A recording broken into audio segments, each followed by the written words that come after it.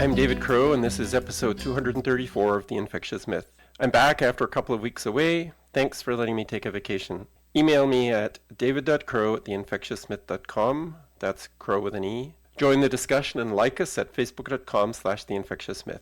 Follow us on Twitter and Instagram at InfectiousMyth. Listen Tuesdays at 2 p.m. U.S. Eastern Time on prn.fm, or subscribe to the podcast on iTunes or other programs. You can listen to any of the last 5 episodes over the phone by dialing the U.S. number 701-719-0990 and following the instructions. PRN.FM has voicemail. You can call 862-800-6805, leave a message or question for the show, leave your name, and make sure you indicate that the question is for The Infectious Myth. If you dial either of these numbers, long-distance charges may apply. I don't know that you're a listener until I hear from you, so send me a message letting me know how you stay in touch with the show and what you like about it. If you include your mailing address, I'll send you a little thank you gift, one of the bookmarks I make by hand using my own photographs. I do really love to hear from my listeners. Don't be shy. And a special Christmas gift for one lucky listener.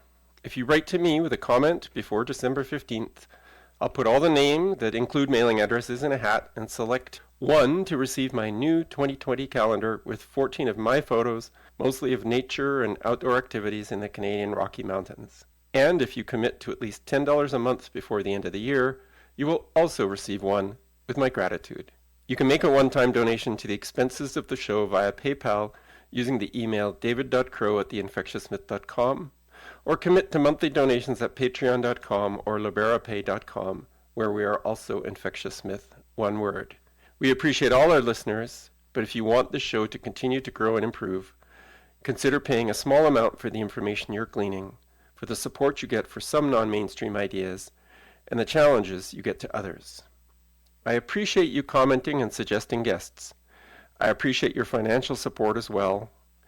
Thanks for listening and for recommending this show to your friends. One email from Vaughn that I thought I should address. I'm a long-time listener, first-time communicator. Your podcast is probably in my top 3, and by far the top for courage to engage in debate with anyone about anything. A lot of people get lost in persona and forget that a topical conversation should be somewhat disengaged from those having it, kind of like a bubble between the parties being spoken into. Your conversations are sadly rare in that regard and are much appreciated, regardless of right or wrong. I noticed recently that a lot of your podcasts had been removed. Why is that, and is there a way to access them now? I checked into it. The official location for the podcasts is infectiousmyth.podbean.com, and all the podcasts are there. There may be other places that have copies of the podcasts, and maybe those are not complete. But if you're really looking for the official list, go to infectiousmyth.podbean.com. And thanks for your comment, Vaughn. Now, let's go to this week's interview. Meghan Murphy is a feminist who is concerned that some trans women, still with male genitalia, still sexually attracted to women, are asserting their entitlement to formerly women-only spaces. Stating that men are not women was enough to get her permanently banned from Twitter. Recently, she's spoken in Toronto and Vancouver, but both times her right to talk and her audience's right to listen were threatened by trans rights activists. Her view that biology still exists and that biological sex is a binary and that sex crimes are almost always male against female and secondarily male against male is now a heresy.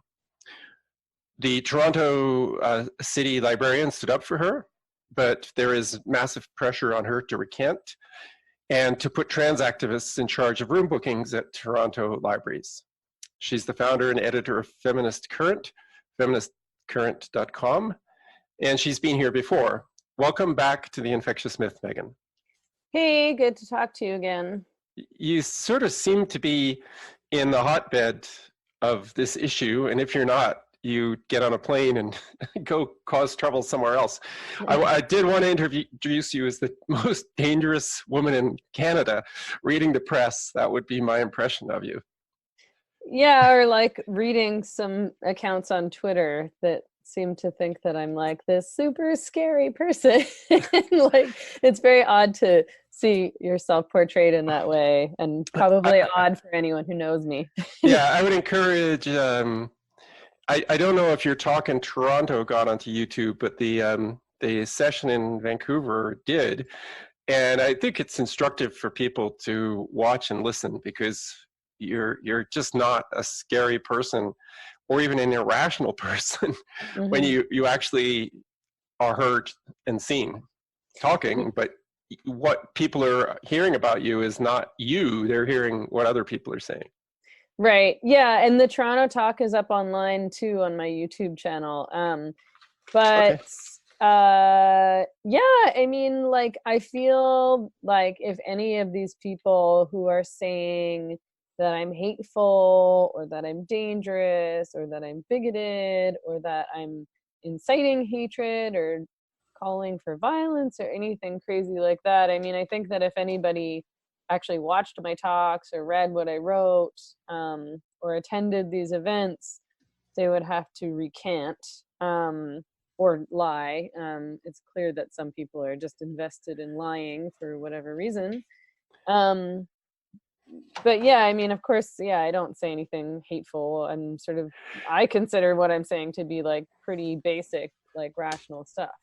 Well, today I went on Twitter. Do you know a woman named Nora Loreto? Oh Lord, she's like obsessed with me. It's weird.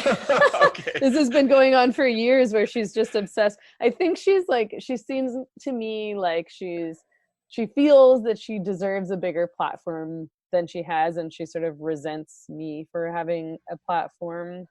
Well, she That's all has I she can has gather. right. She has columns in the Washington Post at times and things, but I guess she's been dropped by some Canadian media outlets. I know that she got herself in hot water when, after the Humboldt bus accident, she wrote on Twitter that if they hadn't been so white and so male, nobody would have cared, or that people wouldn't have cared so much, which was Yeah, and not the like most sensitive statement. well, God, I mean, her like hot takes are pretty ridiculous. And I mean, it's funny because after she said that, which was, yeah, a completely insensitive thing to say, it's like kids, kids were on that bus. Like, it's like, you It was can't a say, tragedy, whoever it was, yeah, right? like, come on. Like, it's not like some people matter more or less than other people. And it was just totally inappropriate. So, of course, people are going to be angry.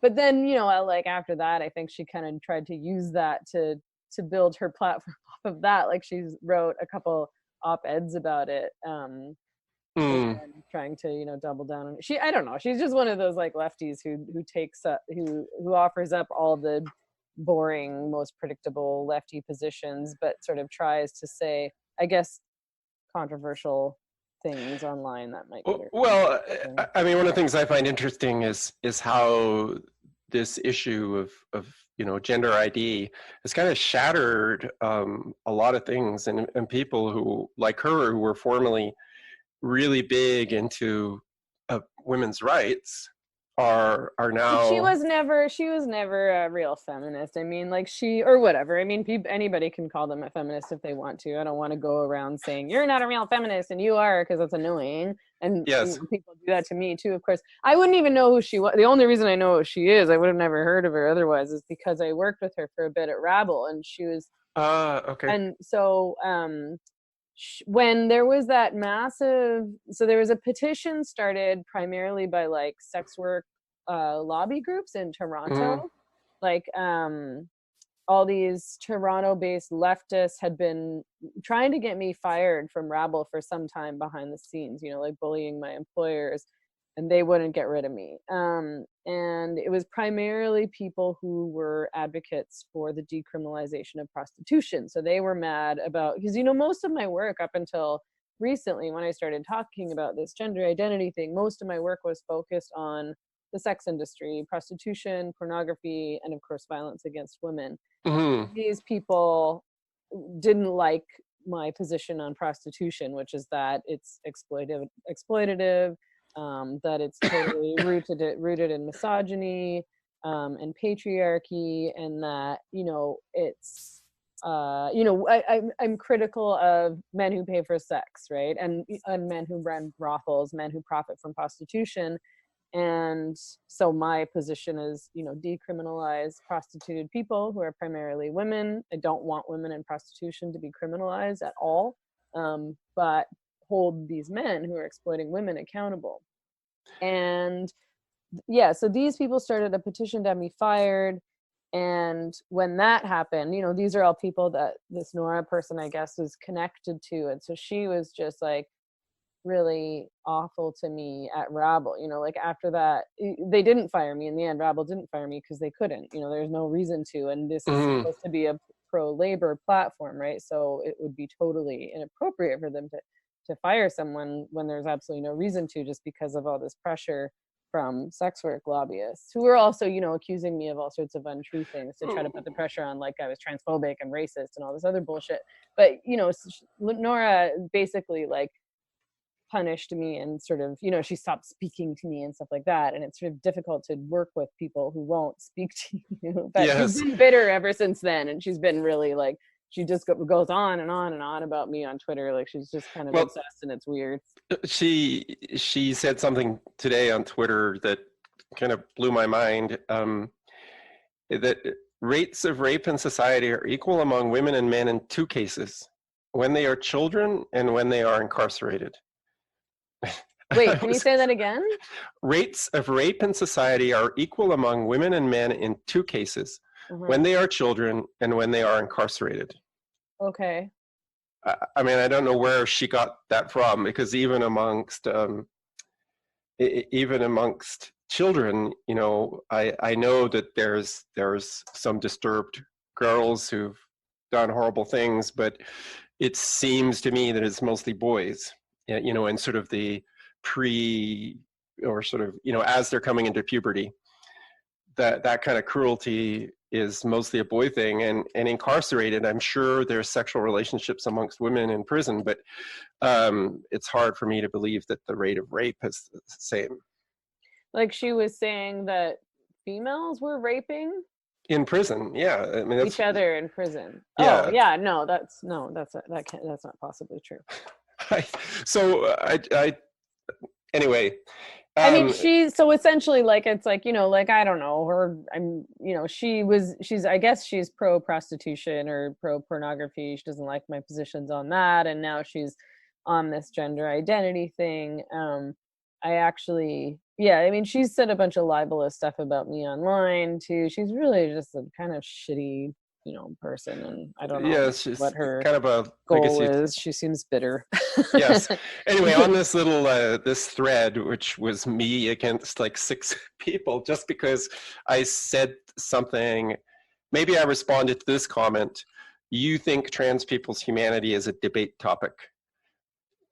And that's pretty far off. I don't know of any gender critical feminists who are saying that trans people aren't humans or that they don't deserve any rights. Yeah, no, I mean, it's a total lie. I mean, it's not only this person that says these kinds of things, but it's like what people like her do when, they're trying to vilify me and they're trying to turn me into this like hateable figure, which I think is really irresponsible, considering that, my safety is in danger, like I'm in danger.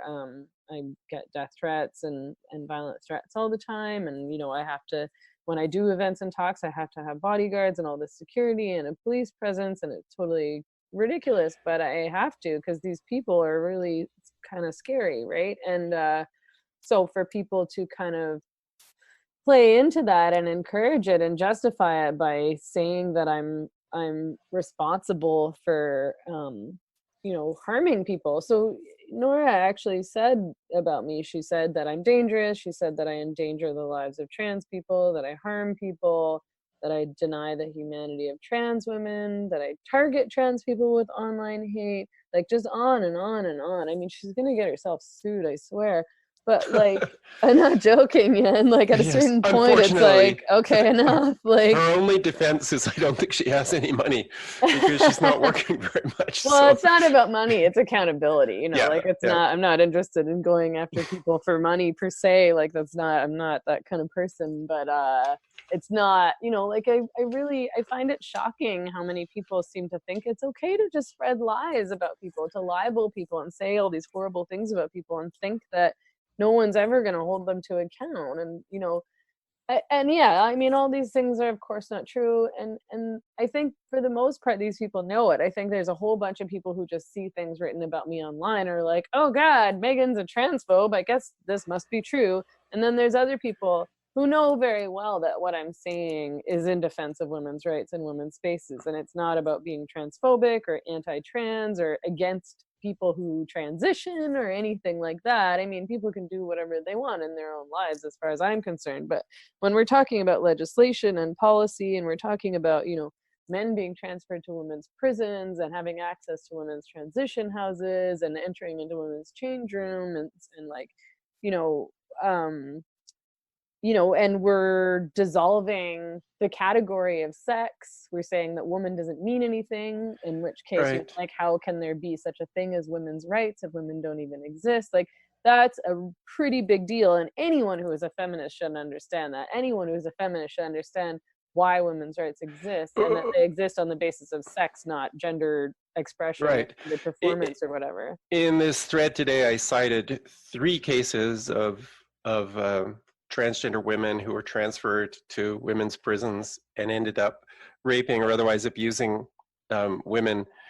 And then the subject sort of changed because nobody had a response, but nobody wanted to say, I mean, I don't understand how you can answer that. I mean, the answer seems to be, oh, well, you know, women rape women in prisons, so therefore bringing in a bunch of men shouldn't make any difference, in which case let's have co-ed prisons. But like we all know, that would be a huge disaster. All Yeah. the men would have a sex slave, right? To protect a woman, to be protected, would find the least objectionable man and would provide sexual services in order not to be killed. Yeah. I mean, it's just ridiculous. Well, that's what I mean too. Is that like these people then, because usually what these people making these arguments that insist that men who identify as trans must be allowed access to women's spaces, then I just say like, so do you just think all spaces should be co-ed? Like we shouldn't have sex segregated spaces at all? And I don't think anyone has ever actually answered that question when I've asked them. But you know, because that's essentially what they're arguing for. I mean, the men who are being transferred to women's prisons there's no discernible difference between them and any other man, you know, like, well, there is actually. They generally have a history of sexual crimes. Oh yeah, totally. No, it's true. So, they're sexual predators and they're violent men. You're right. So there is something they're outside the norm. I mean, I hope. But I guess what I mean is that they're still male just like any other male. Yes, they're not less threatening, and some of them are quite big people. I mean, a lot of trans women are over 6 feet tall. Well, sure, a lot of men are over 6 feet tall. So yeah, they're just men. But it's not like, you know, I think a lot of people thought that trans women were, you know, really effeminate men. They might be small and lightweight and things like that, but their bodies seem to be within the norm for men, which again talks about, you know, biology having nothing to do with their idea that they're women. But I didn't want to not talk about Jonathan or Jessica Yaniv because the case came to a close, and there was kind of a bright light. I don't know if you want to talk about what happened and your take on the good and the bad of that case. Well, yeah. So I think that in some ways, I mean, the fact that this case went to the BC Human Rights Tribunal at all is the main thing. I mean, of course, I'm glad that they ruled against him. If they had not, Lord knows. I mean, what a mess! Like, he's a predatorial man. Well, for people who've forgotten, he took 15 estheticians to the BC Human Rights Tribunal because they would not provide him Brazilian waxes. and that just as background for listeners. Yeah. So, I mean, at the same time, like I mean, in a way, it's a good example because it's exactly what women were warning about. What we were Mm-hmm. saying was, if you legitimize this idea that sex is only based on identity and self-declaration and nothing else, that means that any man at all, at any time, can just say, I'm a woman, and we have to take that, no questions asked. And that's what happened here. He was contacting these estheticians on Facebook, pretending to be a woman. And then when they realized, and asking for Brazilian bikini wax, and then when they realized he was a man and said, no, we don't offer this service to men, he tried to extort money out of them. Yes, And basically. did manage to get some money from some of them, and then took a bunch of them to the tribunal.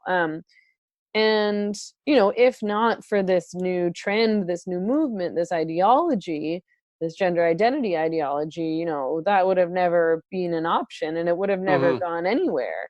But it's because of all this trans activism that's taken hold lately that he was able to kind of get away with this. And he's even been defended by trans activists, I think it was just today, no, on the 5th, there's an article published at CanadianLawyerMag.com.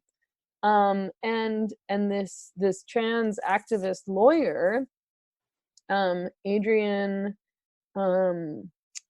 Smith, says that the fact that Yaniv lost is a step backward for trans human rights cases.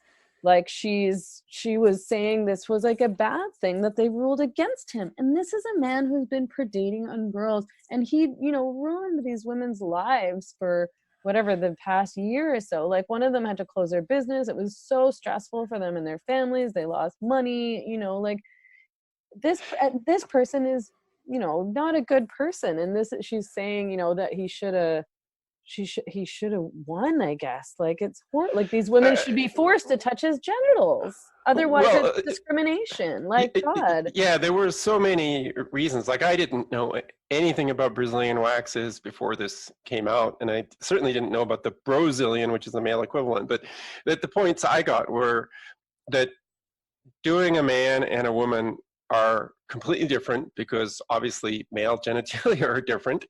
That men obviously often get sexually aroused when they're getting a Brazilian, and this can cause problems. That these women were generally recent immigrants, poor, working out of their homes, and quite obviously didn't want to be alone with a man who might get sexually aroused and then demand sexual favors when they're at home, maybe themselves and their kids. It was just insane. Yeah, I mean, I think, yeah, I mean, and I was just surprised that somebody would publicly, a trans activist would publicly defend Yaniv because he is such a bad look for that movement. But of course, I mean, he's not an exception. Like I think a lot of trans activists said, oh, well, this isn't representative. And it's like, of course it is. This is the whole point. It doesn't matter which man, good man, bad man, whoever. If any man says he's a woman, then, under gender identity ideology and legislation, we have to accept that and pretend that his genitals are female, even if they're male. It's a, way to essentially force women not to be allowed to have any boundaries. Like you can't say no to this man. Like he gets to gaslight you and you have to go along with it. He can look you in the eye. He can be standing in the change room with his dick out and you have to just pretend that that's fine. Like, I mean, I wonder what would have happened if they'd said, sure. Would he have canceled the appointment? Did he really want to go this, or was this really just a case of blackmail? Well, I mean, what the she's not the judge, but the Devin Cousineau, I think her name is, she determined that Yaniv was essentially a scam artist, that he wasn't sincerely, Mm-hmm. sincerely trans, whatever that means, but that he was just using this as an excuse to, like his main goal was to try to get money. So he Right. and you know, this fits with his MO, because he'd been doing this for some time. You know, like a blogger at Gender Trender wrote this blog post about him. She figured out his real identity, and that he had been predating on girls, but also that this was, he, you know, kind of does this. He goes around to businesses and says, like, you know, like, my food was messed up, now give me free food for life, or tries to sue people. Right. And so I think this was just another opportunity for him. Yeah, and I think what you implied is that although it seems like a victory in that his case was tossed out and he has to, I think, pay $2,000 to 3 different women, not all of the women, just the 3 that made it through to the end. It was not a victory for any of those women compared to it never happening, right? Even the ones that get maybe $2,000 out of it at the end were dragged through a traumatic experience for months. No, I know. Well, I think a lot of them were enormously relieved. I know that at least one of them, you know, cried tears of relief. But yeah, I mean, there's no way $2,000. I mean, that's not worth it to be put through this kind of hell for that long, No, and this kind of stress, and for all the lost income and if they ever get over it, I that would time. think Yeah, that. and if they ever get it, I mean, I don't. Yeah, I don't know if this guy has any money or not. So it was just, you know, just a cruel thing, and torturous, and a total waste. Like, he abused the system, you know, and he abused all these people's time. Recently, a woman who seemed to be a gender critical feminist in England wrote something like, you know, no matter what, we should not align with the right. And these estheticians were represented by, I think it's called JCCF, an Alberta-based, I guess I could describe it as kind of a Christian conservative organization that Well, was, it's the Justice Center for Constitutional Freedom. So yes, their aim is to represent or to defend constitutional freedoms. Yeah. right. But I think it's fair to say that it's kind of a conservative organization. But this woman, a feminist, was saying that for organizations like that, as in, for example, the case in the Supreme Court in the United States of a woman, a trans woman who was fired after she transitioned, um, she was saying we must not work with those people. I mean, every time you hire a lawyer, do you look into their politics? That's ridiculous. That's not Yes. how lawyers work. Lawyers, like, pick cases that they think they can win or that they care about. In this case, the you know, Justice Center does all their work pro bono, right? Mm. And you know, like, you know, you choose a lawyer who can win your case. You don't choose a lawyer because you know all of their beliefs. They shouldn't be revealing their beliefs to you, in And fact. you know, it's really nice to be purist about it, but if JCCF hadn't stepped up, who would have? No Who one. had the money? I mean, they went to, I can't remember how many, but like dozens, I think, of lawyers who turned them down because they didn't want to touch this case. And you know, Jay Cameron and the JCCF took it on, thank God, and they did a Hmm. great job. And I mean, that, what ridiculous political purity. Like, you can't work with a lawyer who has different politics than you. Like, give me a break. Some of the best lawyers, I mean, pretty nasty people, but if Of they're on your course. side, that somehow is something that you can deal with. So we should also talk about Morgan and Auger, who got themselves into a pretty sticky situation with Yaniv, because at first they were kind of supportive, and then they realized that this wasn't looking too good, so they tried to put some distance. But when you had your recent panel in Vancouver, I believe that Auger was trying to stop you from speaking. Yeah, he was one of those calling for it to be shut down. I mean, he's for a long time claimed that what I'm saying is hateful, that I'm, again, inciting hatred or discrimination. I think he recently realized that I wasn't, and that he couldn't. I mean, he still says it, but I think he sort of hoped that he could get me thrown in jail or something like that, and has sort of realized that that's not possible. But yeah, he was one of those calling for it to be shut down at SFU. We did lose our venue at SFU at the last minute because of supposedly threats of violence. I mean, I don't know exactly what the threats were, or what was said, or whatever, that freaked out security so much that they decided there was a viable threat of violence. I mean, there's a viable threat of violence at all of our events. We always get violence threats every time we do these things. That's what these people are doing. They do it on purpose to try to shut down the event. That's the whole point. And So, don't like, people realize the fundamental rule with bullies is if you give in to a bully, the bully asks for more. yeah, So they never stop. It's never enough. And then if they know that you're weak, if they know they'll give in, then they'll keep doing it. And you just got to shut it down. Like, don't cave, don't give in. Like, nope, you keep on going. I mean, and the fact that there are violent threats, that's why we have all this security, and that's why we have a police presence, and that's why I have bodyguards. And our events have always been safe and peaceful and great. So, you know, it's like, if you're going to cave every time they threaten violence, then don't bother. Like, well, having seen the scene outside the Toronto event, I have to say that you were very brave to show up, because there were a lot of people outside and yelling a lot of pretty nasty things, and luckily, you know, there wasn't, luckily it didn't turn into a riot. yeah. But it didn't, it seemed like a very dangerous, volatile They were environment. terrifying. I mean, I didn't go through the protesters. I was escorted in through the back. You know, they had blocked off the whole back row with cop cars, and you know, so yeah, I was escorted in by bodyguards and the cops. And but I watched the videos after, and I talked to some women after who'd been at the event who were scared out of their minds because they left the event, Yes. and people screamed at them and called them all these misogynist names, and they felt really scared and threatened. And I watched the videos, and these people were just hateful and so full of rage, and just looked like, I mean, who knows what they would have pulled, but I don't understand where that anger comes from. no, me You know, neither. gaining access to women's spaces that big of a deal for them?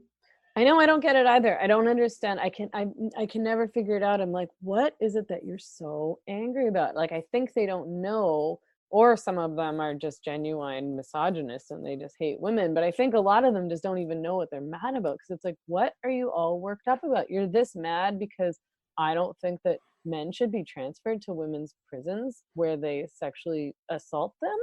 That's what you're raging about? Like, you're raging about me saying that male bodies are different than female bodies? Like, are you a crazy person? Like, It seems, yeah, it just seems so obvious. I mean, somebody said it today, is that there's not much in biology that's definite, but the gender binary in most higher animals is really remarkable about how strong it is. And of course, people can always bring up the extremely rare cases of people that really do have ambiguous genitalia, but we're talking of something like 0.001% of the population. The fact that, you know, basically 99.999% of people are clearly male or female is really pretty remarkable. And that indicates, you know, how important sex is to the survival of the species, and to many other things. mm-hmm. Biology is so different. So in Toronto, the head librarian was put under an awful lot of pressure, and I should have written down her name, but I've forgotten her name. She Vickery deserves credit. Bowles. Vickery Bowles. Vickery Bowles. Yeah. And she didn't cave, and she still hasn't caved. Yeah, she was awesome. She said, she was like, no, I'm not going to reconsider my decision to keep the booking. And she said, this is the hill I'm going to die on. But Toronto City Council afterwards passed some resolution or something that basically said that room bookings should be done with the consultation of the GLBTQ plus community. Yeah. And what is that mean? Like, It means that now trans activists get to determine who gets to speak and who doesn't. So it means I mean, that if I want to have a prayer meeting at the library, is that going to be banned? Because, you know, when people pray, they're obviously transphobic, right? Because they're religious. clearly. I mean, So, possibly, but I think it's more that it's a specific way to ensure that women like me don't get to speak about gender identity. yes. You know, like I don't think that this is a rule to protect lesbians from people having, you know, anti-lesbian events at the library. I've never heard of an anti-lesbian event happening at the library, but who knows? Well, I a think this lot is of, probably specific to the trans issue more than anything else.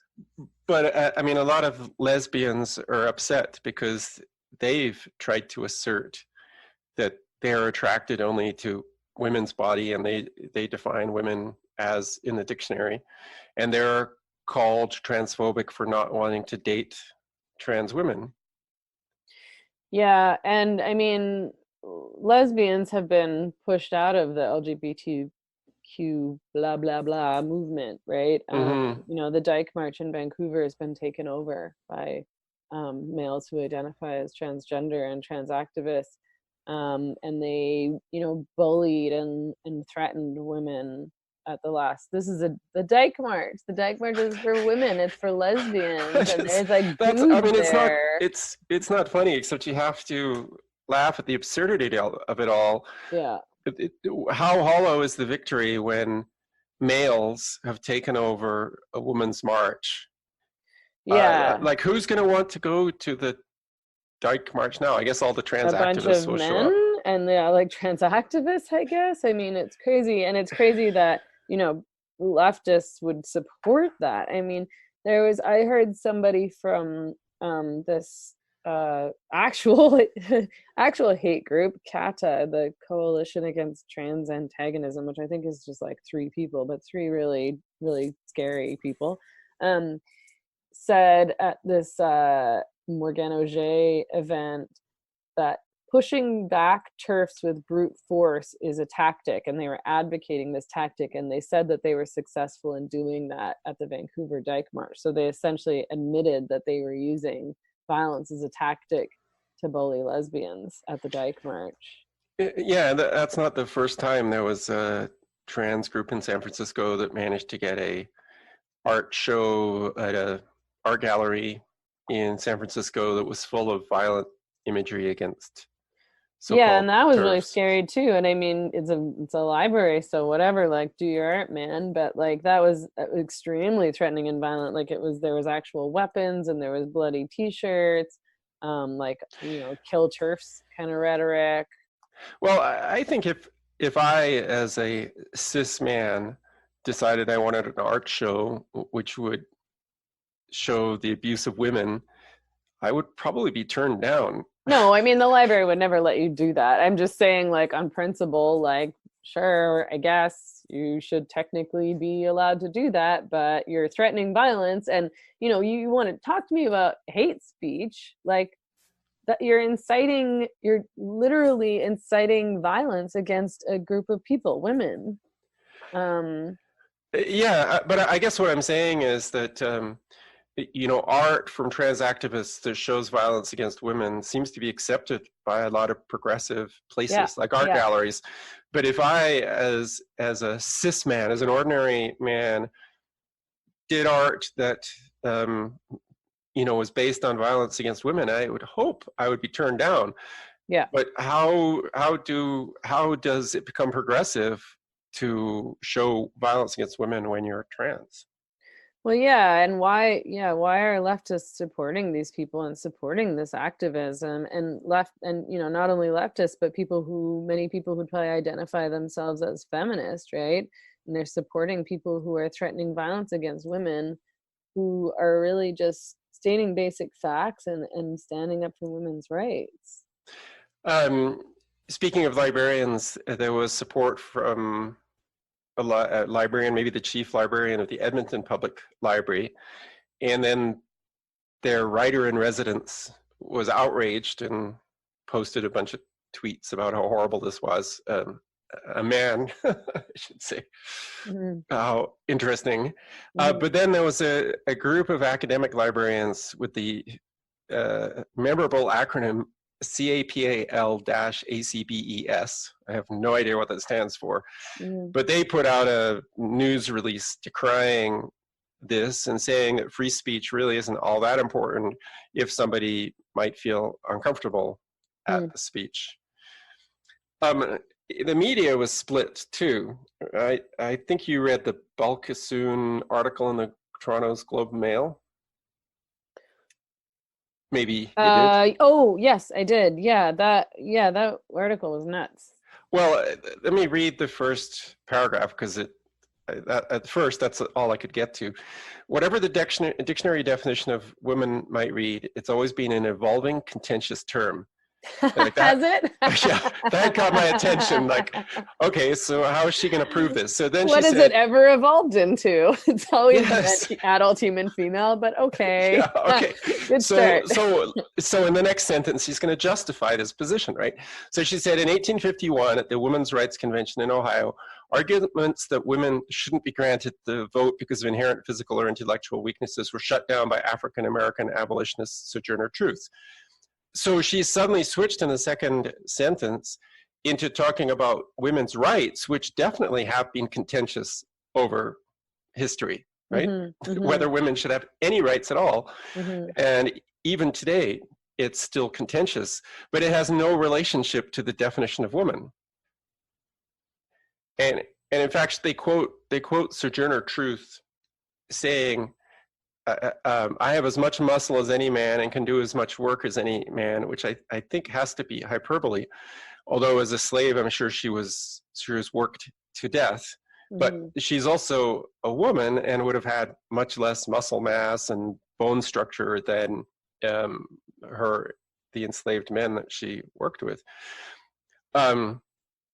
She also said, woman has never been a static category. Spare me discussions of biology unless you've abandoned your infertile and menopausal loved ones. I mean, this is another argument that if a woman has a hysterectomy, if women are defined by their genitalia, then she's no longer a woman, right? Which is kind of an absurd argument.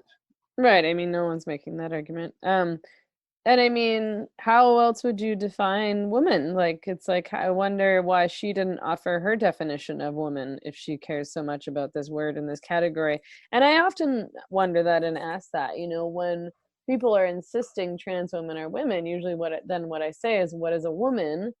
Like, what's your definition of a woman? And they're like, well, I don't know. It's nuanced. Like, no one really knows. And it's like, well, if this word doesn't mean anything to you, then why are you so attached to insisting that trans women are women? Then why does it matter? What are you insisting trans women are? Do you know what I mean?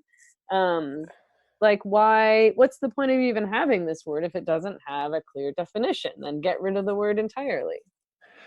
Yes. It's craziness.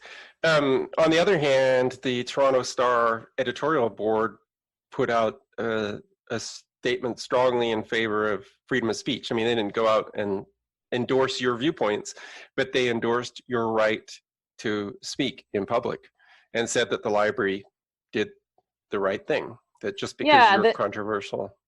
Sorry. Yeah, I mean, that op-ed was great. I was really impressed by that.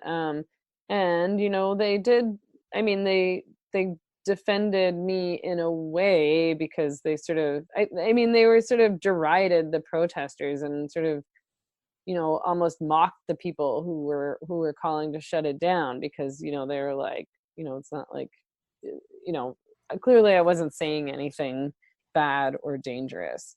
But yeah, they stood up for free speech at the end of the day and stood up and said, like, it's crazy that people are attacking the Toronto Public Library and trying to bully them into shutting down this event.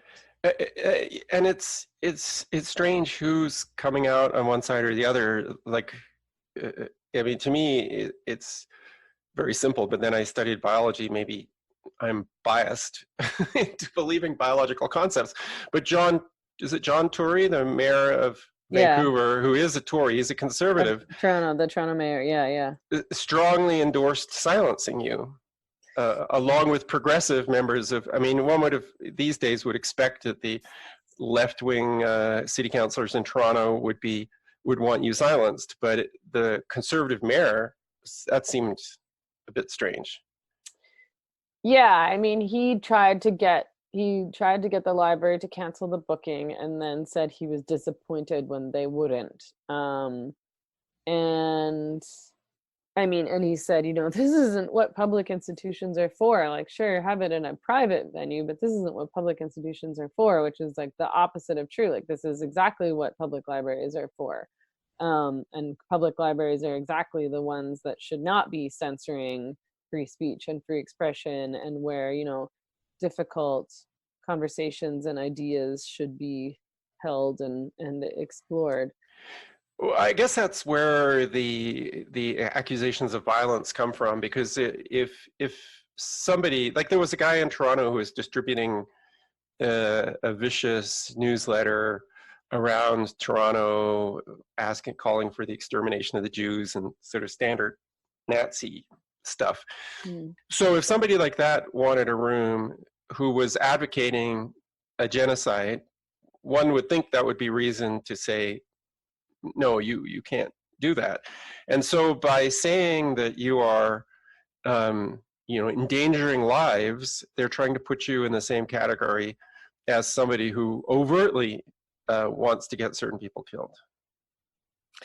Yeah, I mean, if you're going to have hate speech laws, then I think those laws should be based on actually inciting genocide or, violence, like literally doing that, not just, putting forth ideas that some people disagree with or having conversations that some people don't like.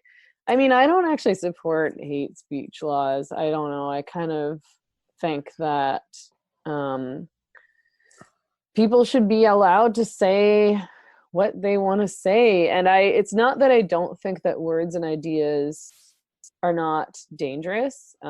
Obviously, ideas that normalize or encourage racism and sexism, certainly people who are advocating violence, I do think that is dangerous, of course, but at the same time, I feel like I almost feel like it's better for these ideas to be out there and be challenged and criticized and discussed than for somebody to decide which ideas and which words get to be suppressed. Yeah, I mean, I guess it has the benefit, like, there's a lot of people in the United States who I think are deep down quite racist, who say, well, racism doesn't exist anymore. Well, it's a little harder to say that when you have, for example, a group of Nazis walking through Charlottesville, Virginia, chanting, "Jews will not replace us," right? Like that, the ability of them to march made it very clear that there are Nazis in America who are antagonistic towards Jews and Muslims and just about everybody who's not Aryan. Yeah, I mean, I'm not. Yeah, I mean, I don't know. I don't support those ideas. Obviously, I think they're bad, dangerous ideas. But I, like I respect that the United States doesn't have hate speech laws. I don't think that we're better off in Canada because we do have hate speech laws. And hate speech laws can, they're being used in harmful ways right now by these progressives who are using hate speech as an excuse to try to shut people down and bully people, and try to, like, especially public institutions, academic institutions and libraries, they think that they can force these institutions not to host events and conversations that they don't like if they claim that it's hate speech. So I don't know, it sort of ends up being a fine line. Some people think that it's discriminatory for me to say that men aren't women. Of course it's not. But a lot of people seem to believe that. Well, we can sort of see it on Twitter, where you were banned for using the wrong pronoun, but there is overt Nazis on Twitter who never seem to get kicked off. So, there's like legit white supremacists on Twitter who don't get kicked off. there's also like I've gotten tons of violent threats and death threats on Twitter, and those people haven't been banned from Twitter. Yet I refer to a man as he, and I get permanently suspended. Like, it's Yes. insanity. There's no consistency, there's no accountability, and these people are actively defending male predators. Apparently, like Yaniv took credit for having banned me from Twitter. He said, I'm personally responsible for having Meghan Murphy banned from Twitter. So like I tweeted and referred to him as him, not even in an antagonistic way. I mean, he didn't have female pronouns on his Twitter. There's no way anyone could have known if he wanted to be referred to Right. by she anyway. But that they decided to support this guy, like, and permanently ban me there, like it's nuts. Yeah, they're going to end up regretting it, but years can go by before things calm down. Yeah. It seems like every day there's more craziness. A couple that stood out for me this week were a spokesperson for Doula UK, and a doula is a type of midwife, recited the dictionary definition of woman on a Facebook group. I guess there was a discussion about not just women need doulas, and she was kicked out as being the spokesperson for the group for not recognizing that some men can get pregnant. Of course, if you look at biology, it's only women who get pregnant. I mean, yeah, it's a ridiculous argument. I mean, yeah, that's sort of been happening in midwifery organizations and the midwifery community for a few years now, where they started switching their language to accommodate trans activists. So they're saying like pregnant people and like parent instead of mom or mother. And it's like totally unnecessary because everybody knows that only females can get pregnant. So what's the point in using gender neutral language around this? Well, if we went back to aligning the pronouns with biology, then there's a gender binary, and everybody is a he or a she. And I guess the thing is, if somebody's called he or she, that shouldn't enforce gender expectations, right? Like if a woman wants to do traditionally masculine things, they can still do it and still be a female. Yeah, exactly. I mean, that's a point that I make quite often, is that I support people stepping outside gender roles. And certainly I don't want people to, females to feel that they should like totally ascribe to feminine stereotypes and vice versa, that males should totally ascribe to masculine stereotypes. Feminists have been challenging these ideas forever. So yeah, like push back against gender stereotypes for sure, but pushing back against gender stereotypes doesn't change your sex or make you no longer female or no longer male. Right, but the only way to show to people that you are really a woman, if you're somebody like Yaniv, is to use stereotypes, to put on a dress and put on makeup and lipstick and stuff like that, and then so that's like enforces stereotypes of what it is to be a female. Yeah, exactly. I mean, I say that trans activism is like a totally sexist ideology, and that's one of the reasons why. It's because like if you subscribe to all these sexist stereotypes, that's what defines you as a woman. Like, no, the only thing that defines you as a woman is being female, and after that you should be able to you should be free to do what you want and dress how you want and behave how you like. And it feels like we've gone back in time. It's so regressive to say that if you put on high heels and a dress and start behaving in like a passive way or self-objectify, then you must be a woman, because that's what makes somebody a woman. It's offensive.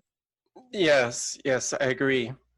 Anyway, we've got through our time, and I'd just like to give you a chance to get one more thing out, if there's something that we didn't talk about that we should have.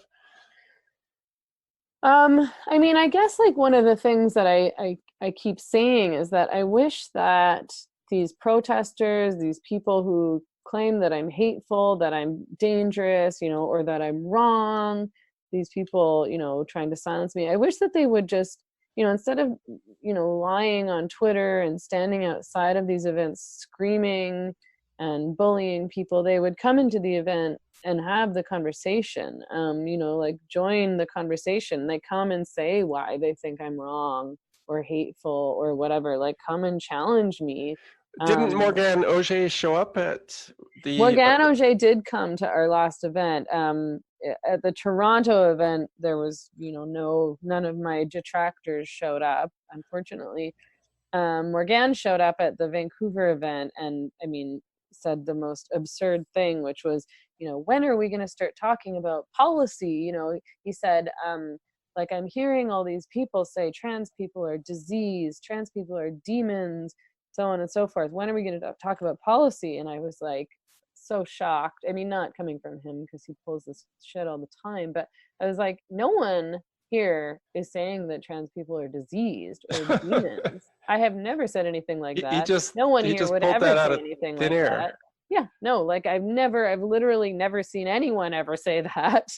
All I do is talk about policy and legislation. That's the entire reason that I got involved in this debate in the first place, because we started talking about policy and legislation. And it's like, what planet are you living on, dude? But, I was glad that he was there to ask that question so that I could respond, and people could see, this is all a lie. It's like, you can't stand up in front of me and lie about me. I'm gonna respond to you and hold you accountable for everyone to see. Yes. I think in those cases, it's like you're obviously never going to change their name, their opinions, but it's for the benefit of the audience. Right. They're going to decide, who makes the most sense. Right. But kudos to Morgan Auger for taking that approach of actually showing up, as opposed to standing outside with a guillotine or something that some other people. Yeah, for sure. Yeah. And essentially advocating violence. Mm-hmm. Anyway, thank you so much for joining me again, Meghan. I really appreciate your insight on these issues, and I congratulate you on being so strong and brave in what must be some very difficult circumstances. Thanks. Yeah, thanks so much for having me on again. I appreciate the conversation, and I appreciate your efforts and your support. And I know what it's like to try to challenge this stuff and speak out about it, and or even just to talk to me can get you in hot water.